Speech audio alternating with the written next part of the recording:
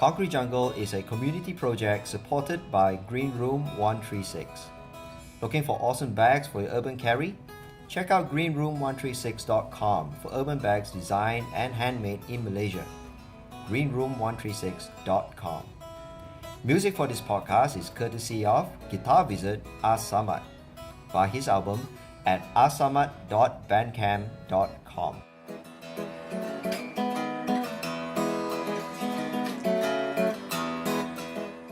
Alright, Johnboy, thank you very much for being on the show. How are you? Pretty good. It's a hot day today. Indeed. So You can see I just came up from a swimming pool.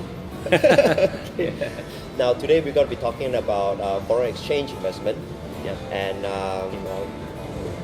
before we begin to talk about that, let's talk a little bit about your background. Now I know you from the days when we were in the music industry. I was from BMG Malaysia. And you used to be with Hitz FM. Yes. You're still a DJ today. Yes, I am still. So it's going to be a very, very interesting. Indeed. So let's talk about you. Where you're from. What was your background and what made you go into investment? I'm from Kota Kinabalu actually. Yeah. I'm sure you've been to Kota Kinabalu. Many times. Yes. Yeah. Actually, you've been to one of my Yes, establishment I did. before. Yes. Had lunch. Yes. And paid for it. Yes, I did. And no discount. Nope. So embarrassing. Anyway, yeah. Thank you very much for the support. Anyway, I'm from Kota Kinabalu, and I started DJing due to the fact that at that time, 1984, Madonna was big. Yes. Big in a sense that he's the hipster big at that time. You know, she broke a lot of barriers. And then I realized that on the records, there's a name, Jelly Bean Benitez, and I wonder why is he involved with Madonna? Why is his name is on the Madonna's record? Right. So eventually we found out, not through Facebook, not through internet at that time. Does not you exist back really then. have to buy lots of magazines, Yeah. and found out that Jelly Bean Benitez is actually a club DJ in a club called hang on a second. I forgot. Actually, Sound Factory? No, not Sound Factory. Actually, it's let me rephrase that later on. Okay, and realize that a DJ can actually produce music, not necessarily the traditional way where traditional producers come from classical background or a certain background. So this is the club DJ we're talking about. Yes, exactly. Jelly Bean Benitez. Look it up on the internet. Yeah. He actually produces Madonna and make Madonna what she is today. Right. Yeah. He may only produce the first album, second album, but the thing that he has created is a big monster. Madonna is a big monster. Yeah. And it exploded far too many times. And Madonna loves reinvent herself, and it is what it is today. People are still listening to her. So because of that, I realized that hey, look. If I want to produce a record that get people like Madonna to sing it, I have to learn how to DJ. That's how it started. All right, and then from there, I volunteered to DJ in all my friends, my school friends' birthday party, and then in the 80s, there's this trend where teenagers go to a tea dance party. Okay. Tea dance party. Tea dance party. Actually, tea not doesn't house mean, parties, right? No, not yet. Actually, house parties are the House birthday parties. parties, right? Yeah. The birthday parties. But the tea dance actually, I would say it break me to that scene, right. to the club scene. The tea actually not TEA. A lot of people say tea dance. Yeah. I know it's 4 o'clock, but it doesn't necessarily mean tea, right? Yes. It's actually tin dance with the tea. Okay. It's tin dance. So, I have to blow my own horn here. I never knew that. Yeah. Tin dance. Tin dance. It was like that. It started in England many years ago. Okay. Way before we were born. Okay. Ah. So, as I was saying, that scene broke me into this DJ scene, and I'm not shy here to blow my own horn. I became a superstar in KK at that time. All right. As a teenage DJ. Where were you playing? In KK? Oh my God, that club doesn't exist anymore. I first started in a club called Blue Fox. Okay. Blue Fox is in Luyang, if you know where Luyang is, okay? And eventually I developed as a DJ. People spotted me and brought me to many places around the world. Right. Yeah. The rest they say is It's history. history. So I joined the radio station later, in 1996, with the intention of, with not intention, because my tagline at that time is, I make money, I have fun and make money at the same time. So, you know, I think that was like the credo of a lot of club DJs. exactly. You have fun and then you get paid. Why not, right? Yeah. So live each day, you know, by the day. Yes. So I eventually joined the radio station, and with the help of a couple of mates, and I realized that radio has brought me to a wider audience. Right. Yeah, And but this was what? You went straight to Hitz, right? exactly. I have. Prior to that, I have only college radio experience. Okay. Yeah. You had college radio? Yes, I went to University of Full Sail in Florida. Full Sail Yeah. University, all right? Yes, You were studying? music production and engineering. Now, wait, hang on. Yeah. Now, okay, there's another thing about John that we need to establish here. You're also a cook. Oh, You're also a chef, not a cook. You're no, a chef. Seriously, not a chef. I'm actually a cook at home. I Okay. cook for my wife. All right, but you were trained. You were trained at one Exactly. point. Yes. How did that I- gel with your DJ? That's very interesting actually, because during the late 80s, I realized that hotels need a DJ in their club. Okay. So they actually hire hotels in-house. So I was hired by this group from Australia, Southern Pacific Hotel Group, Okay. which at that time owned Park Royals, Travelodge, and many more. Okay, and from there, the general manager noticed that after 6 months, the first 6 months I worked in Penang Park Royal at the time, 1991. He was saying that you loiter too much. Dude, you're not a tourist. You're loitering around the hotel too much. I know you have all these benefits, but you loiter around as if like you're a tourist. So it's not a bad thing. He's just being sarcastic, okay? So he was saying that, John, why don't you make something out of the facilities that we have here? Why don't you learn something that might benefit you in the future?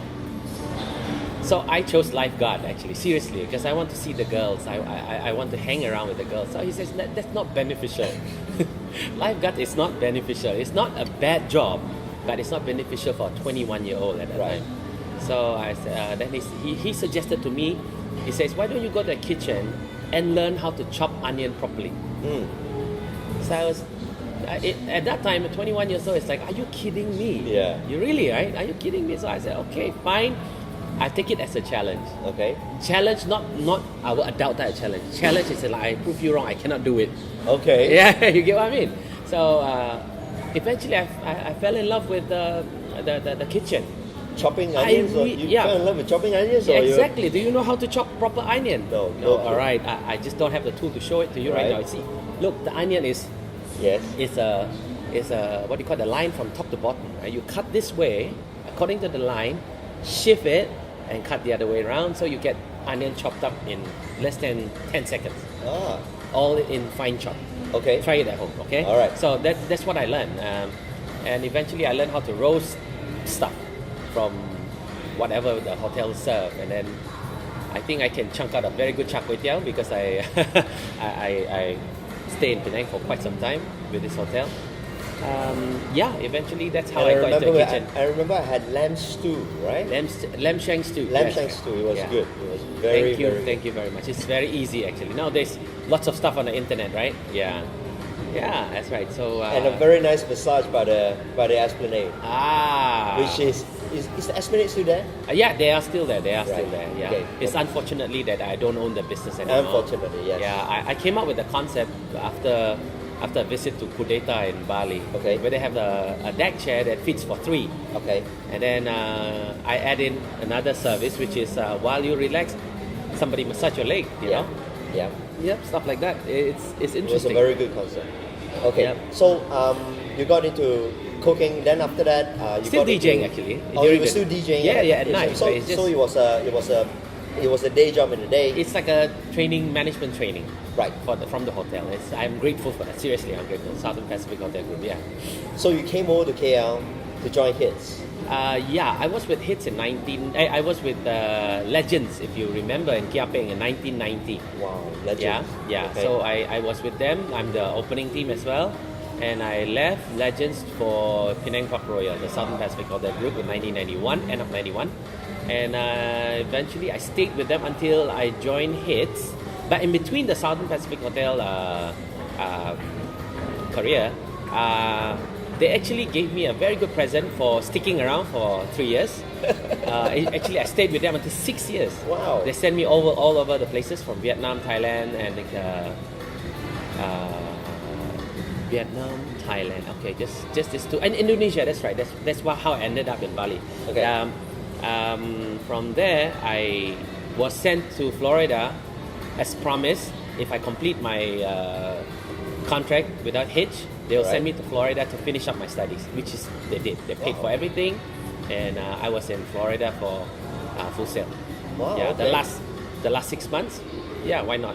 You know, Amazing. I had a wonderful time in Florida, and that's where my college radio experience was. Right. Yeah.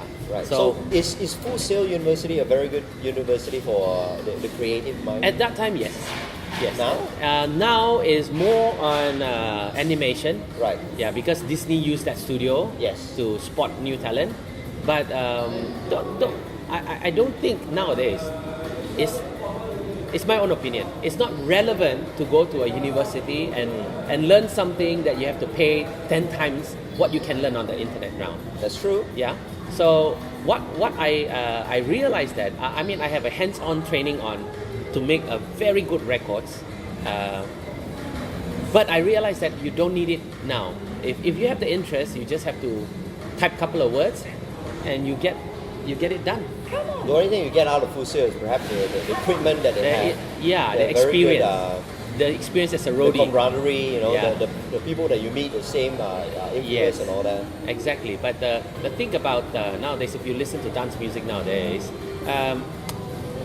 it's overdoing it because all the platform, all the software, they have presets, right? The presets are all there, so it's almost like you just have a click of a button and then you get the whole thing You completed. get what you need. Yeah, exactly. So I don't know. So I actually gave up producing music. I didn't really give up. I just don't bother to do it anymore because of these things. I see. Yeah, but I know a lot of good melodies are still out there. Melodies is the content of the music anyway. Yes. Yeah. So when I get inspired, you hear me again. Yeah. Anyway, I produces records. Yeah. If you don't already know, at that time I was with Warner Music, produces the artists. From Aaron Kwok, Sammy Chang, and I work with KRU. I work with Emmy Mastura. I work even with Rabani. I won an award for produce the Rabani album. How do you get into that? How do you get into that track? I mean, consider the fact that you were a club DJ. Yes. And how did you get people to know all the way from Hong Kong? Okay. This is Warner Music in Hong Kong that we're talking about. We're not Yes. talking about Warner in Malaysia. Yes. It started because I did Farah. When you were young, when you're only like 23, 24 years old, you have big mouth. You actually sell yourself short. Oversell yourself, not short. And I have a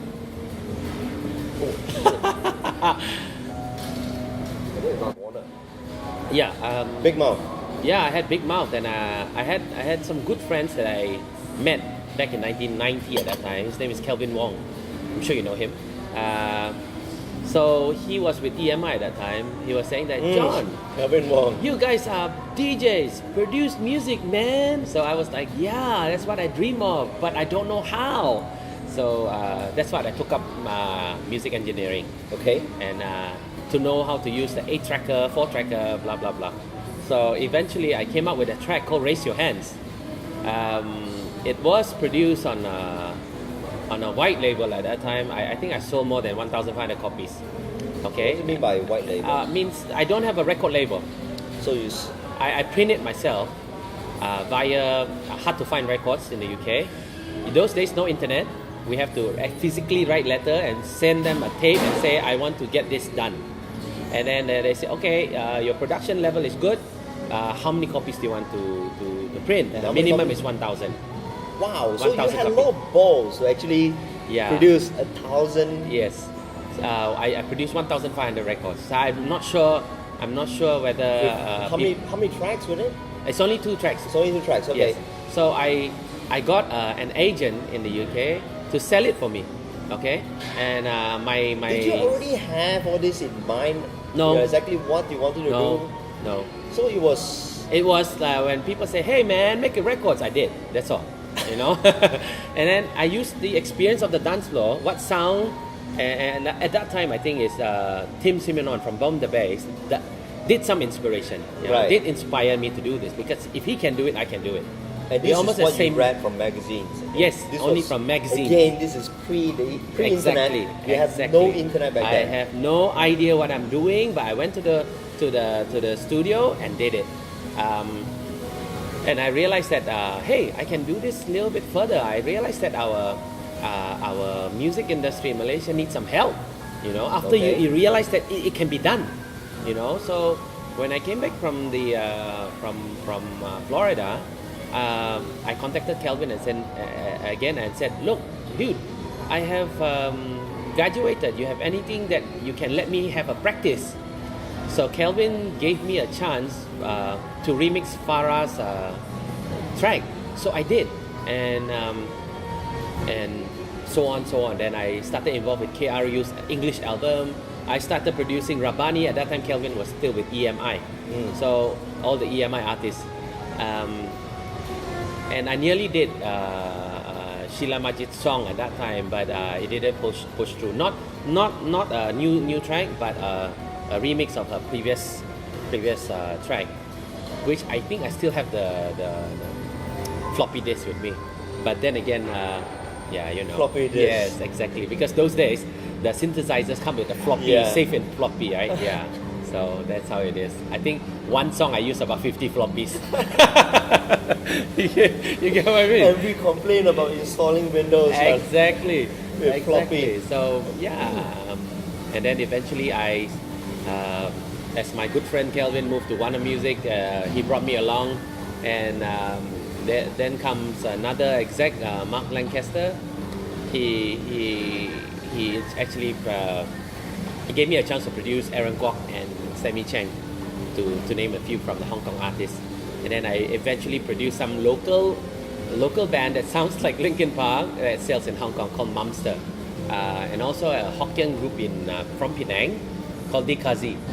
So actually these are just a few. I actually, if I'm not wrong, because I did recalculation of my tech tracks that I've done, album that I produced. I have produced 25 albums and almost more than 250 tracks, around that. I stopped at 250. Seriously, exactly at 250 tracks. Wow. Not because I don't want to. It's because what the hell? It's because I lost interest. Right. Yeah, I lost interest due to the fact that I realized that I can put my kitchen skill into practice. That's why I opened another 3 restaurants in Kota Kinabalu at that time. Let me off this thing. Okay. Sorry.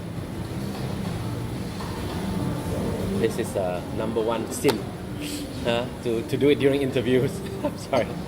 Okay, so when I was with the when I had my own restaurants, right? Right. I realized that it's a lot of hard work. Seriously, a lot of hard work. You actually have to. You are the HR head. You are the head chef. You are the head bartender. You are the head cashier. You know how much can you handle? You can't even handle marketing. Yeah. And you have to be the purchaser because you have to. Exactly, I forgot about I that. remember That's the your hardest. story. I know, right? When they run out of fish, you have to go and catch in the river yourself. Just be sure it's fresh. Yeah, exactly. Yeah, but what I learned from F&B business is seriously, it's fresh.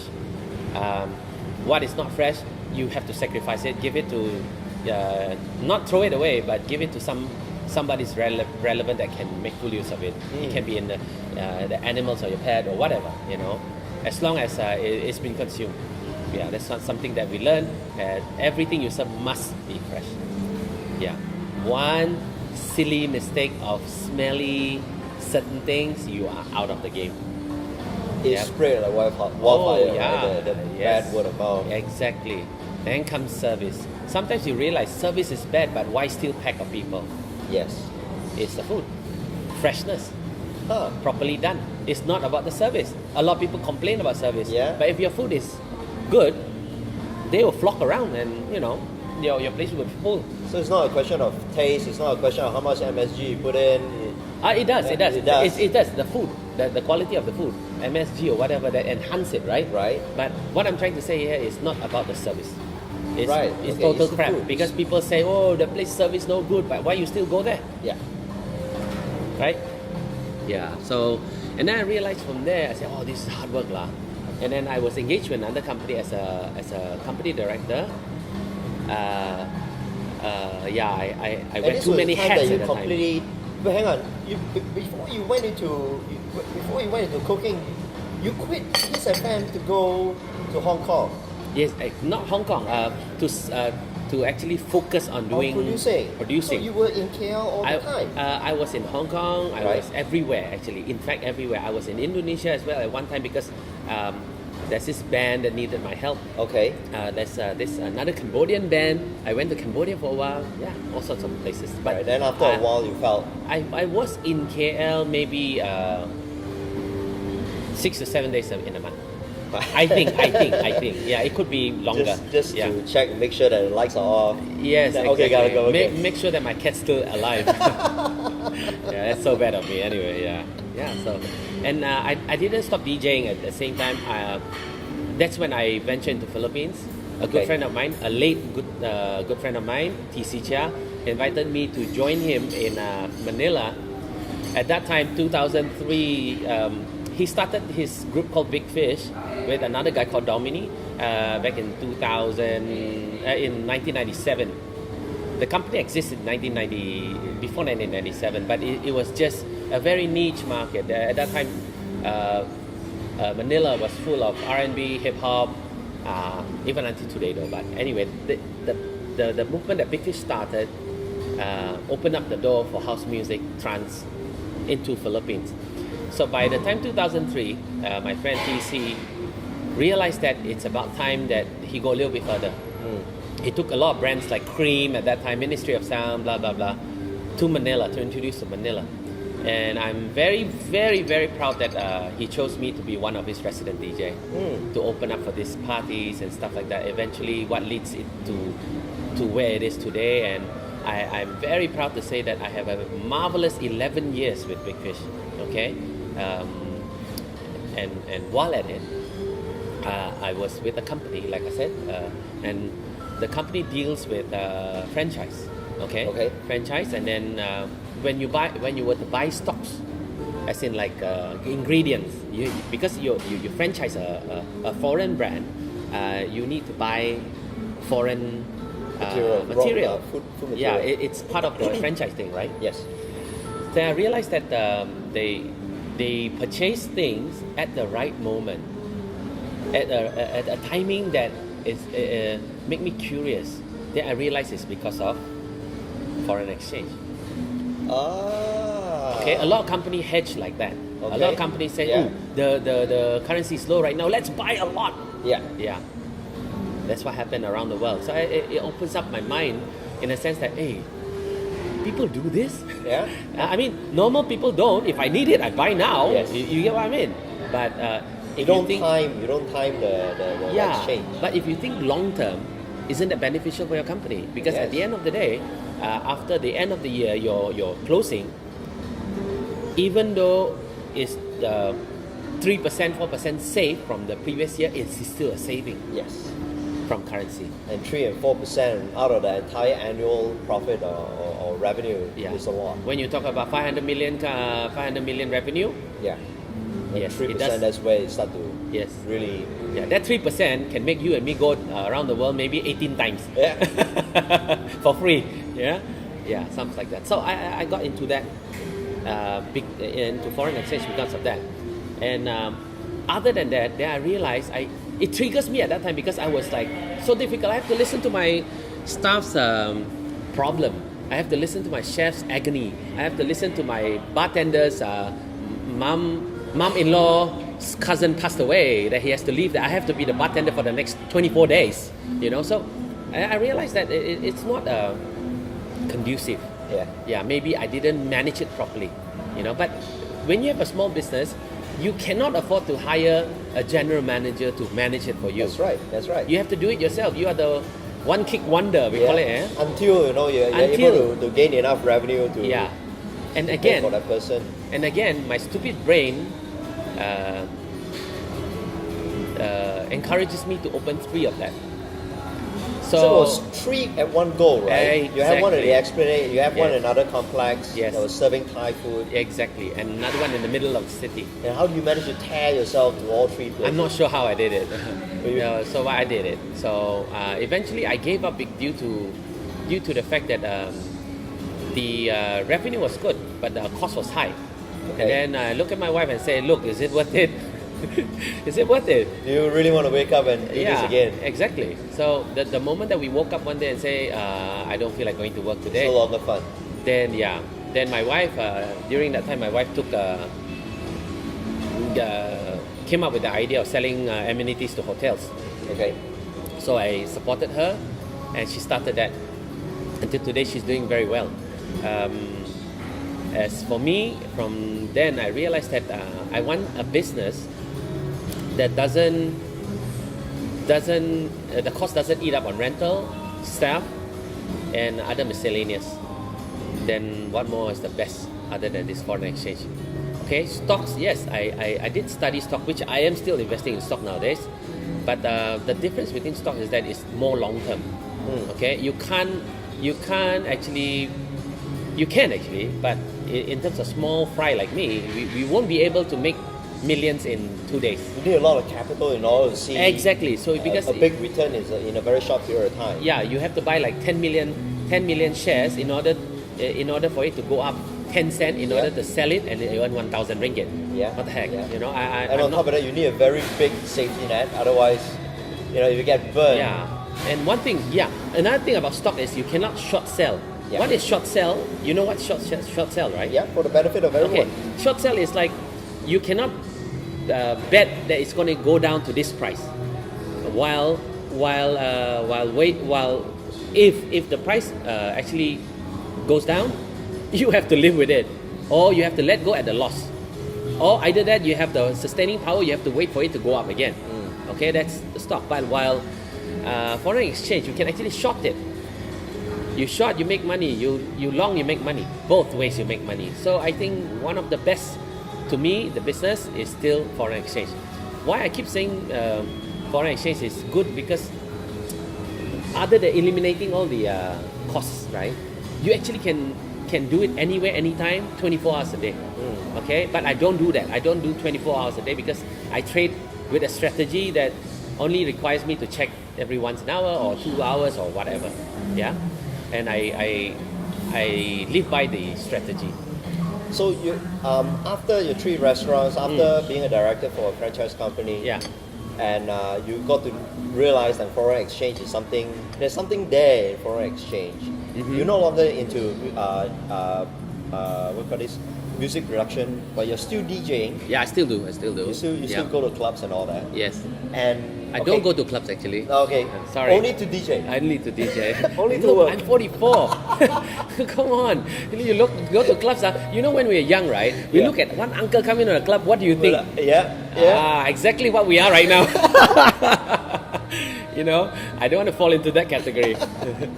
Okay. So now, before we go into foreign exchange investment, now I have to say this. Disclaimer: we are not experts in this field. Yeah.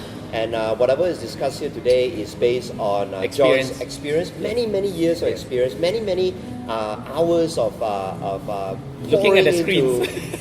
Looking at screens, reading about it on the internet, reading about it on books and stuff like that. So if you do intend to go on to foreign exchange investment, you should be aware that you can make money, you can also lose a lot of money. And you can lose your wife, your children, your car, everything.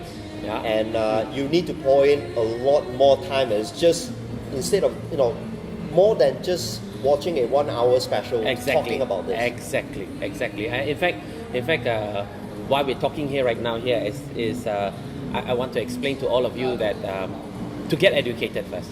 You know, a lot of people got into the game without thinking. Right. Without thinking, seriously, without thinking they can make money tomorrow because they saw on the internet saying that you can make millions in 1 week. Yeah. It's impossible. No business is like that unless you rob. Okay? Unless you rob, right? And we're not encouraging that. Yeah, we do not condone. No, if you have episode on your podcast on robbing, I would like to see that. Okay. Anyway, just kidding. Okay. Yeah. Okay. All right. So, what was the first thing that you did before, after disengaging yourself from all the things that you've done in the past? What was the first thing you got into that led you to where you are today? I lost money. Yeah, I lost my first batch of money. That I think it's about $1,000. Okay, so you put in a capital of $1,000 just to test it out. Yeah. How did that? Tell us a little bit about let me think. there. I think it's less than 72 hours. I lost everything. Yeah. Seriously. Because why? Is because we are not educated. We treat it like a gambling. Yeah. Yeah, and after losing that 1,000, then I go and check the internet and find out how to do it. So it's wrong. It should be you do a lot of research first before you get into one. And when you get into one, you have to use a demo account to do it. Okay? If you realize that demo account doesn't excite you, then you are in the wrong business. You get what I mean?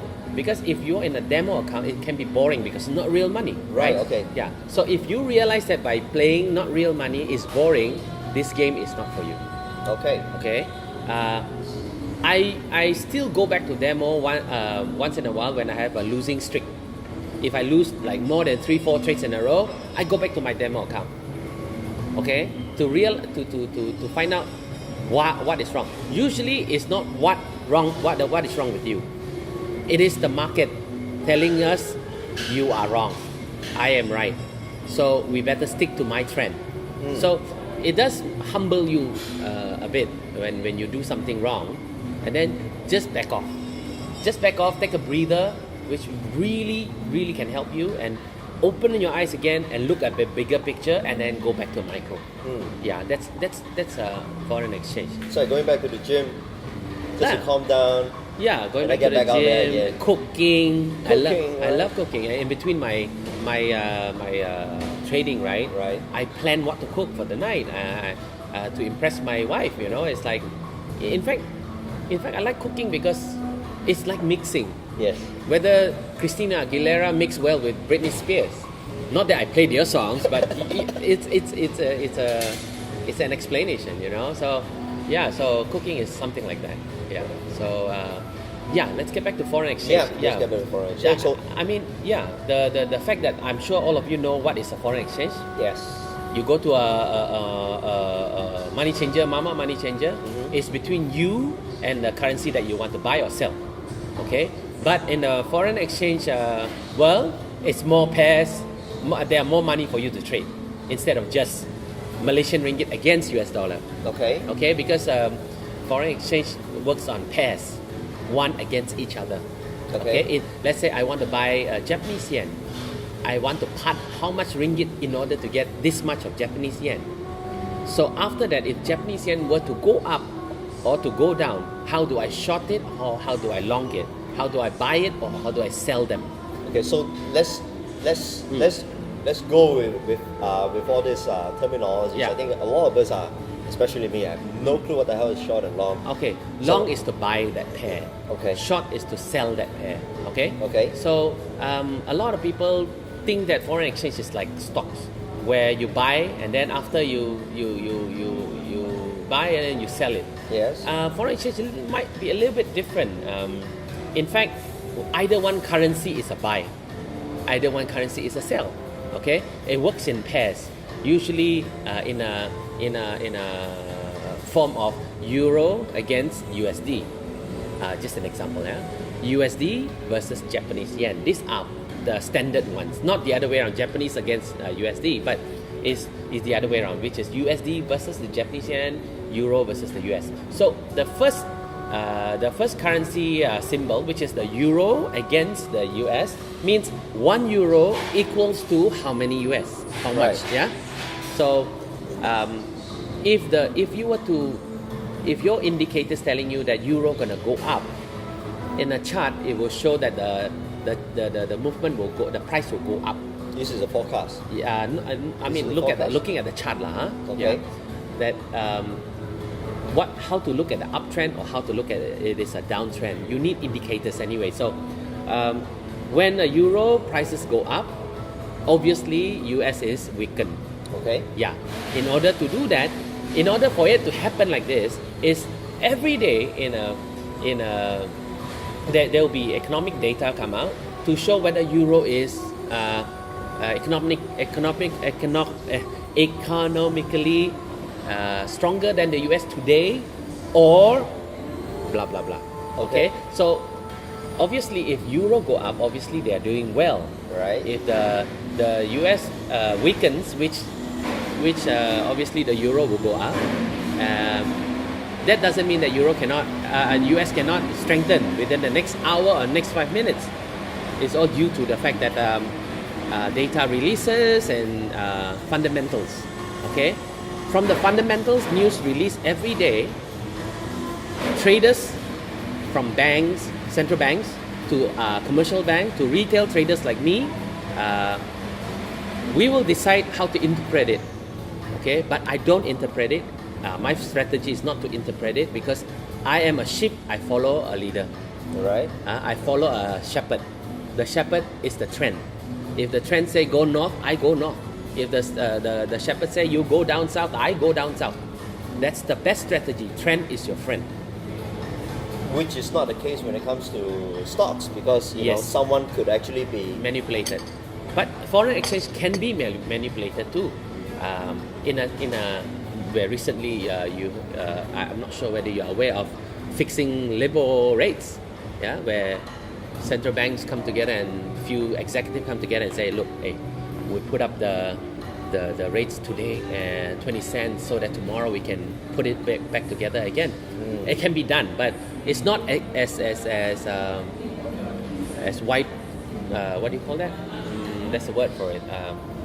It's not as apparent as the stocks, because stock insider trading. Right. Yeah, insider trading is crazy, seriously crazy. Yeah, it can spread a rumor, lead you to buy it, eventually. Yeah, it goes down. Exactly. You lose a lot of money. Exactly. And the reason why the rumor is there is because to manipulate the market to react in a certain way. Yeah. So now the data from foreign exchange, which you can get from www.forexfactory.com and many other websites. But I think forexfactory.com is the best because it gives you explanation of what news is important to a certain currency, which you work on. So I don't really react on fundamentals because I am not the trend maker. Okay, I'm a trend follower. So I let the trend maker to decide which direction to go. I will follow. Now, when data releases, usually at a certain time, which indicated on forexfactory.com, I either stay out of the trade or I put a stop loss which is close to my profit or where I will not lose money. Yeah, and that will help you to survive in the game. Then comes to being defensive. Don't think about making money first. Thinking about how you're going to defend your capital. That's the only way to do well in forex.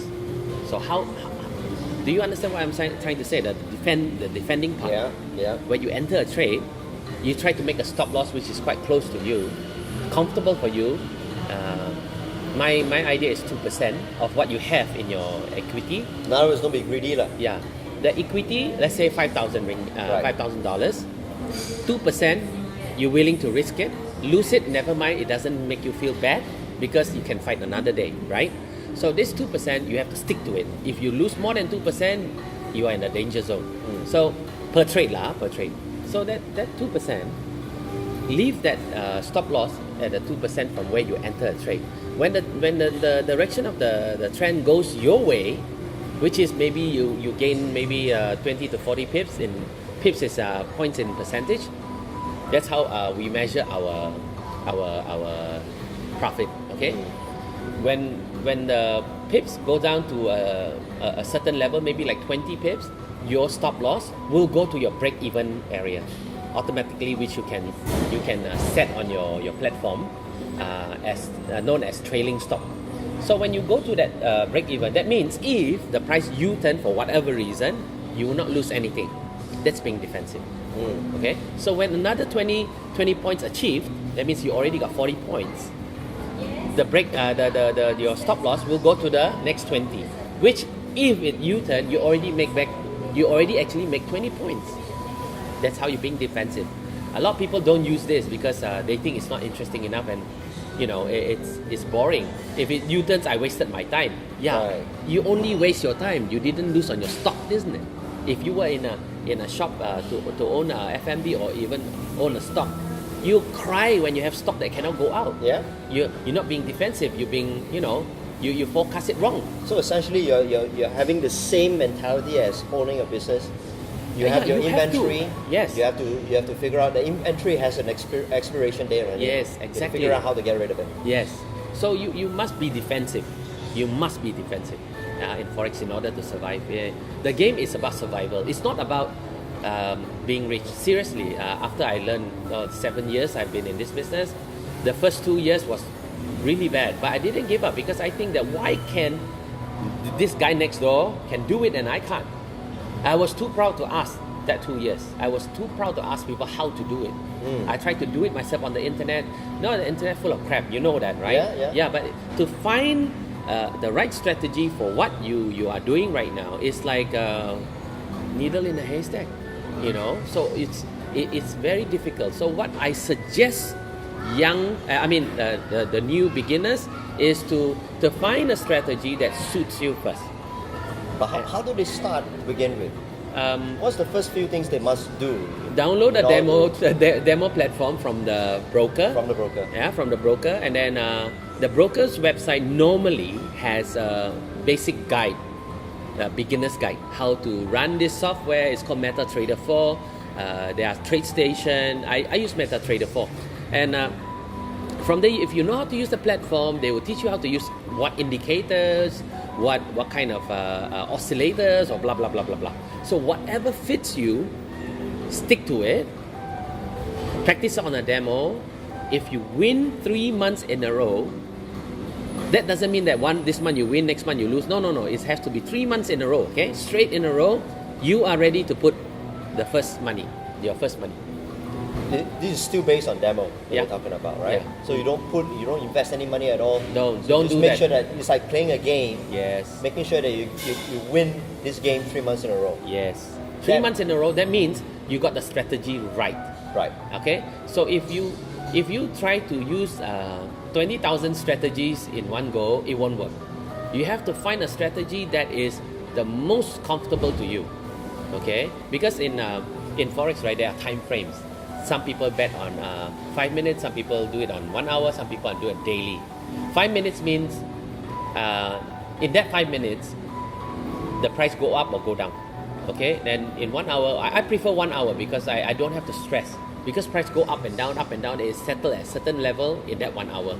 I only have to look at that certain level at the end of the hour to know whether I should go the next one. How my plan for the next one, things like that. So, as simple as that. It's actually, if you're being defensive and you know how to be defensive on your Forex, right, you really can make good money. Okay, I'm talking about between 40% to 80% minimum. Okay, return every single month. You compound it. Can you figure it out yourself? Yeah. Okay. So that's wonderful thing about foreign exchange. But don't force yourself into a trade. Yeah. Because there are a lot of people. I want to get into the trade. I must do it. I want to make the money. They just want to do. They have that gambling thing in them. That they want to click on something, right, so that they feel excitement while the price go up and down. That's not the way to do it. Totally not the way to do it. So you have to be level-headed. It's like, you actually has the when you say level-headed, right? It's very difficult to be level-headed when you deal with the real money. And we're doing something that is going up or down, you know, and fluctuates, real time basis, right? Yeah. You do have this this innate what do you call this habit of always checking. Yes, exactly. So and that makes it worse. You know, yes, I have many sleepless nights because of that, and I learned that you don't have to be like that. Yeah, in fact, you just have to plan it, strategize it properly, and leave it. Use trailing stops, means whenever the price go up to my or go down to my way, the trailing stop will follow it. You know, in case the price U-turn, it will stop it on its own, close the trade on its own. So I don't care whether I earn 50 pips today or 150 pips tomorrow. I don't care, as long as I don't lose money. So it's the long game rather than, you know, a short game. The daily game that you're talking about. Yes. So as long as on a daily basis you make good, then you know that on a long-term basis, right, you're doing well. Yes. And even if you were to lose 1 day or 2 days, it is the multiple days of 1 month that will cover back the losses of the daily losses. Yeah. The fact about Forex is that you have to don't fight the trend. Understand that. Don't fight the trend. Okay? And remember that maximize your profit, minimize your loss by being defensive. I cannot say enough about the defensive part, because the defensive part is the one saving our career in foreign exchange. Yeah, you know.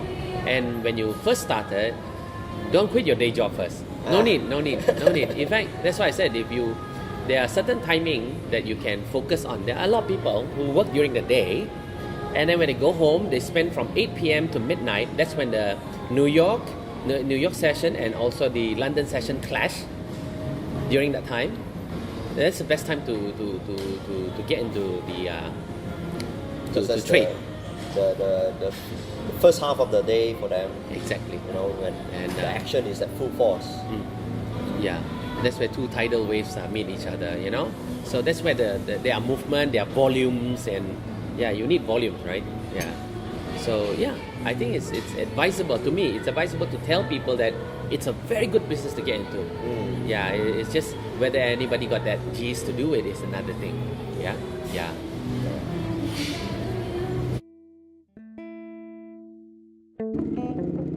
Riding a bike gives great freedom, and one of the things that I enjoy most is that it allows me to explore different breakfast places every day. Within 1 hour, I can get out of the house, find a place that serves good local Malaysian breakfast, and get to office still before 9 o'clock. So it's definitely something that I enjoy a lot. My name is KY. I run a blog about food and travel at kyspeaks.com.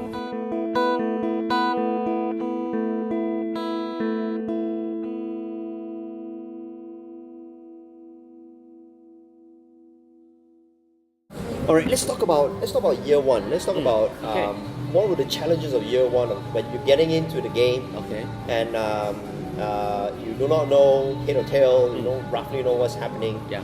And what were the challenges you were feeling in terms of you yourself as a personal individual, as well as someone that's trying to get this business up and moving? Okay. The first year, which I think most of you will not be prepared for what's ahead of you, is that most of the time you're wondering what you're going to explain to your wife where the money gone to. Seriously. Okay. Because you're going to lose money. And some of you will lose bad. Okay? It's all because we don't put a stop loss on our trade. As I explained, stop loss before is something that if the price don't go your way, you risk a certain percentage of amount, which I recommend 2% of your equity. If it break your stop loss, leave it. Don't feel bad about it, because you can fight another trade, right? So don't be stubborn. Don't be stubborn. A lot of people, which included me, we don't put the stop loss there. We keep adjusting the stop loss, right, due to the fact that we think that it's going to U-turn. It's Could better it for you. also be a nature of us trying to test push the envelopes a little bit? No, I don't think so. No? It's more like, I don't want to lose this 2%. Okay. I want to win back. But I think the trend will make a U-turn in the next 5 minutes. That 5 minutes, the price will go against you and more and more and more, and it got you deeper and deeper and deeper, and eventually you lose every single cent. Wow. Yes, that can happen if you don't use a stop loss. Did that happen? Huh? Did that happen? To me? Yeah. Oh yeah, below less than 72 hours. Remember I told you? Yeah. But you lost $1,000. Yeah, It's I not lost that $1,000. bad. Yeah, and eventually I lost more. Wow. Yeah, okay. I did. I lose more. But what I'm trying to tell you that you don't have to go through what I've gone through, but you just have to be defensive. I keep saying defensive because this is what I learned. Yeah. If you become defensive, if you know your strategy is correct, your strategy can make you money previously. You lose one of these trades doesn't mean the strategy doesn't work anymore. Yes. It's just that you have to stop it. That's a strategy too, right? You have to stop it. Yeah, and then from there you recool yourself, and then start again. Use the same strategy. Wait for the right signal or timing, because in forex, right, I use a few indicators. I don't mind telling you right now. I use 100 moving average, and 200 moving average, and 800 moving average. What are these moving averages? So now, if it is 1 hour, you're talking about 1 hour. In a forex platform, the MetaTrader platform, they have. I use candlestick. Candlestick means that the price fluctuates, and the top of the candle is where it started, or it ends, or the other way around.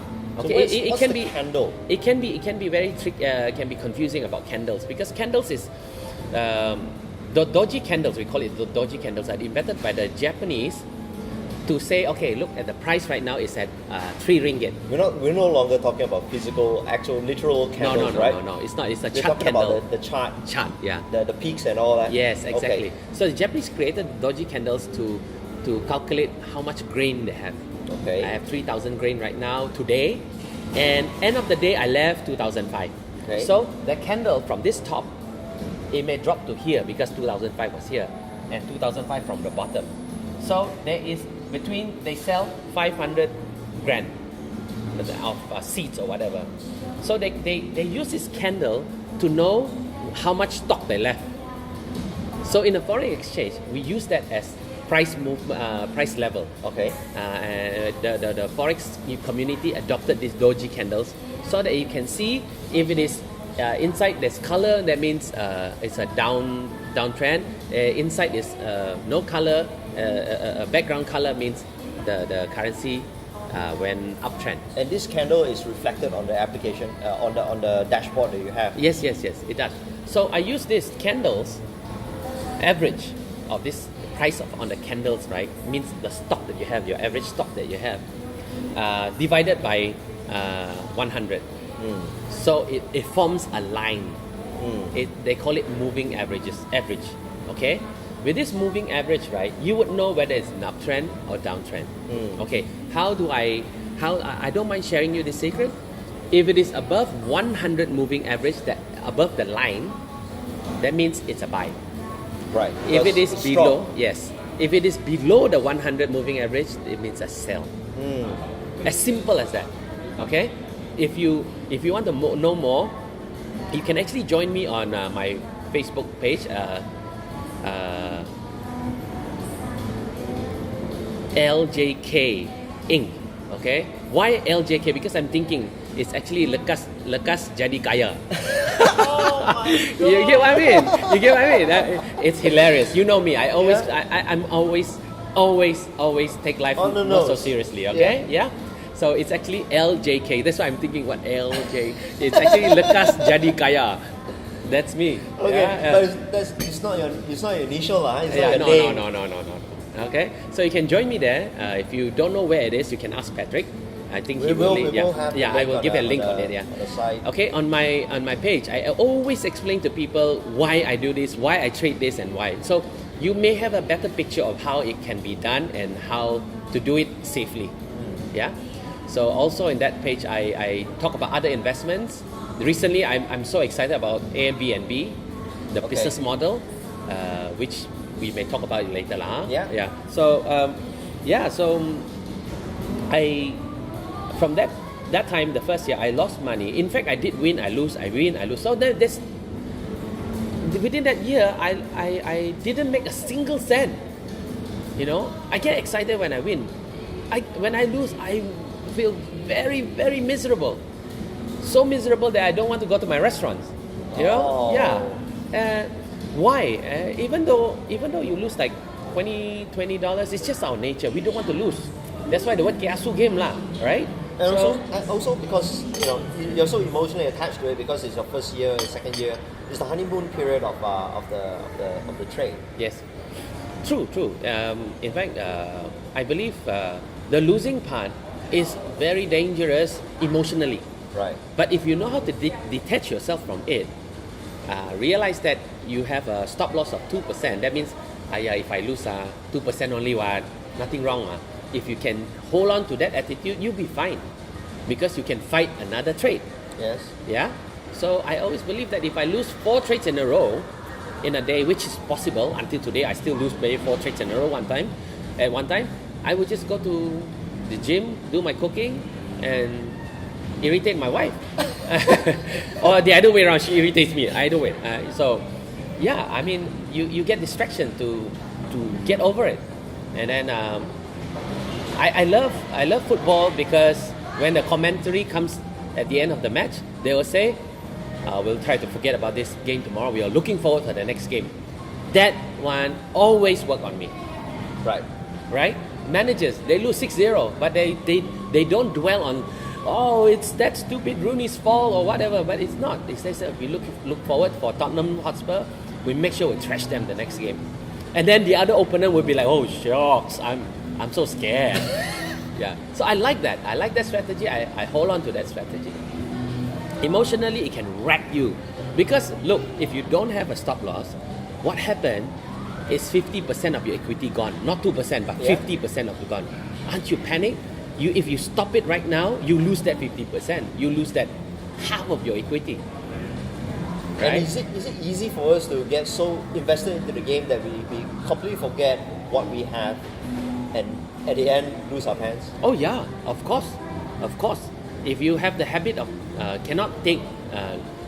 cannot take a loss as a reminder of what you're going to do next, you're out of the game. You should be out of the game. Or if let's say whatever you're investing in, you're investing the entire family's.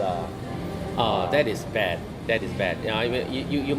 You must invest on spare money that you don't need. So it's $1,000 that you have no clue what the hell you're doing. It's just sitting in the bank. Yep.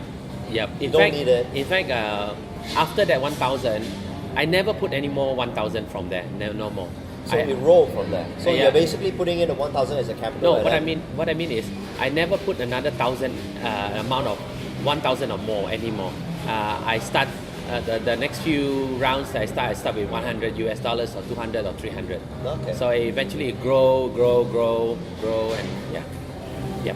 But the first 2 years, I have to learn how to emotionally handle the situation.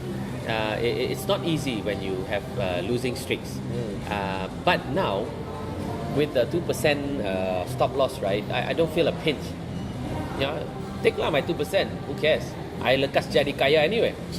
You get what I mean? Yeah. So you must have the attitude. Okay. Admit the trend is not going your way today. Get rid of it quickly. Even before 2%, you can get rid of it. That doesn't mean exactly at 2%. So when you win, you must know how to protect it with that 2% too. Okay? So I mean the first 2 years was hard. In fact, even a couple of years, I did made a mistake by going to the movies without putting a stop loss for whatever reason I did not do. Okay. Yeah. And so stop loss is an automated. Stop loss is you have to set it, So and it's an automatic timer that the moment it hits that point, it will automatically sell. close the trade. It will close the trade. Okay. Yes. Okay. So I went to watch a movie. I still remember it was the first Thor movie. Thor. Okay. Yeah. And then I came back. I was thinking it was a Friday night, and then there was a first Friday of the month. Be careful. First Friday of the month in the US, they always come out with a non-farm payroll. Means people pay salary, nothing to do with farming. Okay. So that one moves the anything to do with US dollar drastically. It can go up to 100 pips in 3 seconds. Because the money is churning around. Yeah, when the data at its release, peak right? at that time. When data releases, the traders will be interpreting the data on their own. So it's like a tug of war. Yeah. Yeah, and then the next minute, they will announce America's unemployment percentage. If it improves, it's good for US dollar. If it's not improving, it was less than it forecasted, it will obviously go to oblivion. Yeah. So I can't remember what was it, but there are certain I think that period of time, that 2 hours that I was watching movie, the movement was more than 200 points. Wow. It's a lot. I mean, it took off, I think, almost 25 to 30% of my equity because I put on a big volume. I forgot about that. Friday was the non-farm payroll. That's something about the checklist that you must do every day, which is looking at forexfactory.com, check what are the data that's going to release. Because the forexfactory.com, there's a calendar which indicates which is the important news for which currency pair. So it will be dotted in red. So you have to be aware of that. So I'm not sure why I didn't put stop loss that day. Probably I was excited to see Natalie Portman. Yeah. So eventually that 30%, 25% set me back emotionally. I can't remember how long I didn't trade. I think I didn't trade for a month after that. Wow. Because I think I'm not in the right frame of mind, yeah, to lose that certain big amount of money at that time to this stupid Thor movie, you know. And it wasn't that great a movie. No, man, no. Well, Natalie Portman was okay, but yeah, but yeah, it wasn't that good, right? It looks like a 70s. You remember that giant robot TV series? I don't know whether you are watching movie in the 70s. I was. Which one? It's called Giant Robot or something like that. Okay. Yeah, you can actually turn It it back. reminded me of the second Superman. Superman? Yeah. What? The second Superman, the one with Christopher Reeves. Yeah. And they were fighting, on the outskirts. That it reminded me a little bit about. 70s, right? Yeah, it was not that great. Yeah. Second one I've not watched yet. So it wasn't. Yeah. So. So it was a very, very bad movie for you. Yeah, if I were to think about it, I actually don't dare to go home and start trading again. Seriously, that's how bad it can affect you, yeah, emotionally. And, So but out of so many counters, out of so many foreign exchanges, right? How do you know where to go? I go for the cheapest one, Right. because foreign exchange doesn't work on commission; they work on spreads. Means if you were to buy Euro USD at 1.39 example, right? And the sell is 1.38. Hang on a second. 1.3926. 1.3900. So the spread is 2. So there are currencies that is the spreads are very wide. Okay, that means before you even start to get your profit, the broker already take 2 pips from you, 2 points from you. It depends on your volume times 2 or 3. Okay, let's say Euro US is very, very cheap. It's only 2 pips per trade. So that means if you have a volume of, let's say, 5 as in like $50 per points. That 2 points times 50, they already take off $100 from you first, and then go from there. You get what I mean? Yeah. I think so. But what about, do you have to be aware of the world economics? Oh yeah. The fundamentals. Right. Okay. It's not. If you use the strategy that I use, which based on trend, you don't really have to know too much, but it's good to know as a guide what's coming ahead. Example. Yeah. Recently. Pfizer is acquiring Exaca, a pharmaceutical company from the UK. If US company were to acquire a British company, obviously US has to buy a pound. Yes. So when that happens, if it is more than $1 billion merger, it will affect on the pound. Right. Okay. Exactly. Yeah. Yeah. You get it? So recently, Pfizer were trying to acquire a British company, which I think right now still fighting in Parliament about not giving it to the American company. But the thing is, the news already create the buzz. Okay, and they know that if Pfizer were to buy this company for $5 billion, a lot of pound will be needed. Yes. It will be in demand, and when it's in demand, the pound will go high. So these are the one that I take note of, merger and acquisition. Yeah. Other than that, no, not really. Unemployment, yes. There are three things that make up important things that make up economical strength of a country: GDP, home sales, and hang on a second. GDP, home sales, the car, and retail sentiment. Okay, so these three things. The GDP is your export-import balance or not, or make money or not, right? Home sales is whether people are buying house. That's where the loan needed. There are demand for loan, and then come to retail where people are spending money to buy food, drinks, lifestyle.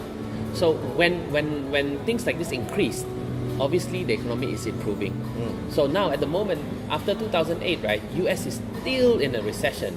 That's why they still keep printing money. They call it QE, quantitative easing, where the country gives buy bonds from the banks so that they can use that money to give out loans and things like that for people to use. Yeah. And recently they are reducing it from 80 billion a month to 60. They reduced 10 billion a month. That gives an indication that US might be ready for recovery. Okay, they are saying they are recovering, but sometimes the data every month changes. Sometimes data is not picking up. Sometimes data is doing very well. Well, last Friday, unemployment went back to very good level, 6.3. That strengthened the US for a bit of a time, but then again, it retreats after a while. It retreats after a day, and how the traders interpret the news is different. So I don't really bother to look at fundamentals only as a guide. I watch CNBC and Bloomberg as Comedy Central, as my Comedy Central, because they really don't know what they're talking about. I only want to know from them is who is merging with who. Then I will look at that currency and probably try to put some money in it. Yeah. Most of them, they don't want to. They'll be shouting, "Oh, a buy, a sell." I'll be like, "What?"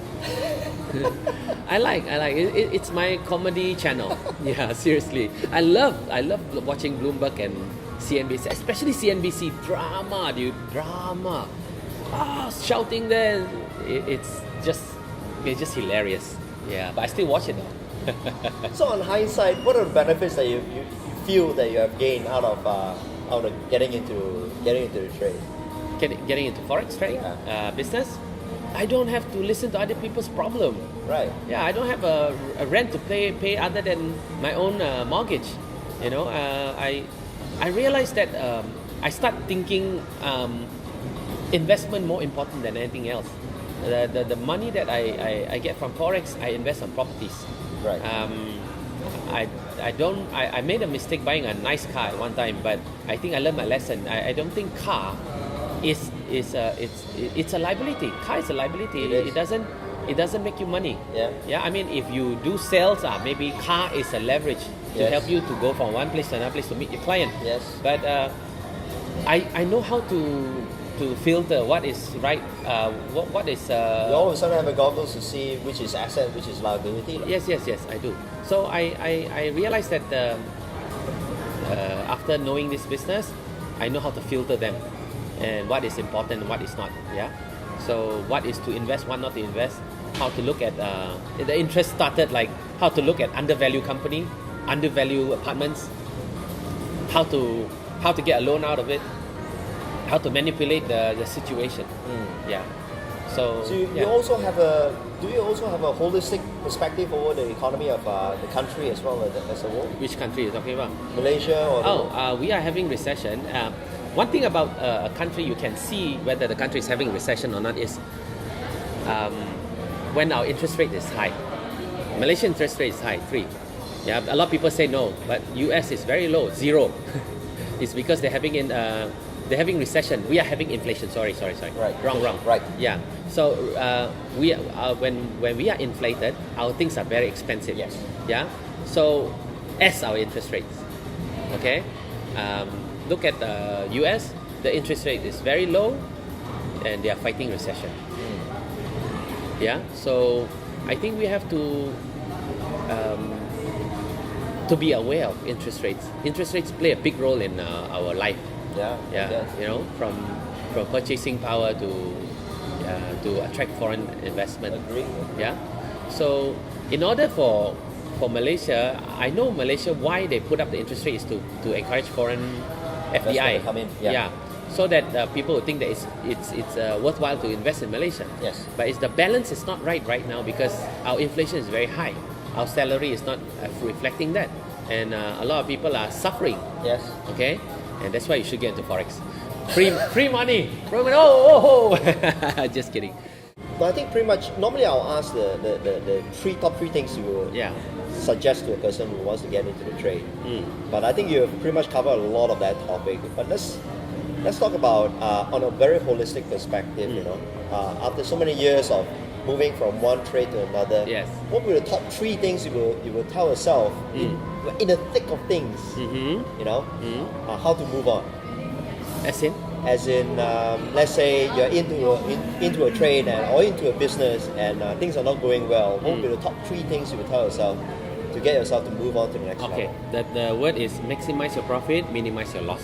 Right. So if you realize that the business is not viable anymore, get out quickly, because the present revenue or money that you have in bank still can help you to move on the next one. Yeah. Instead of losing everything, then figure things out. Yeah, if you have a business that doesn't make money in 6 months, you better get out of it. Don't. A lot of people don't let go their businesses due to emotion, face value. Yeah, so I learned that it's not about that. If you don't do well, move on quickly. Yeah, so yeah, that's about it. Okay. Last thing, where do you see where you're moving right now? 0 or hero? Where do I? You mean from now on? Yeah. I think I will still do my forex, of course, but I want to get into more property business because I think in a long-term perspective, we are property do make you more margins. Okay, forex do give you quick solution, but with that profit, if you don't know how to spend or invest wisely, you're back to 0. Yeah. I think property is very good business to get into. Just have to know how to look for undervalued property. Right. Don't look for property based on emotion. Wow, I like this area, you know, and this area, the lake is so beautiful, you know, blah blah blah. You have to still buy some books and know how to invest in properties. Yeah, education still. Yes. At the end of the day, yeah. True. Okay. All right. So thank you. Before we end, do you have anything you want to plug? Where can they find you? Yeah, I guess we'll be on the link after this. Yeah, LJK. LJK, Lekas Jadi Kaya. Yeah, that's the one. All right. So thank you very much, John. Thank you very Appreciate much, the time. Patrick. Very nice.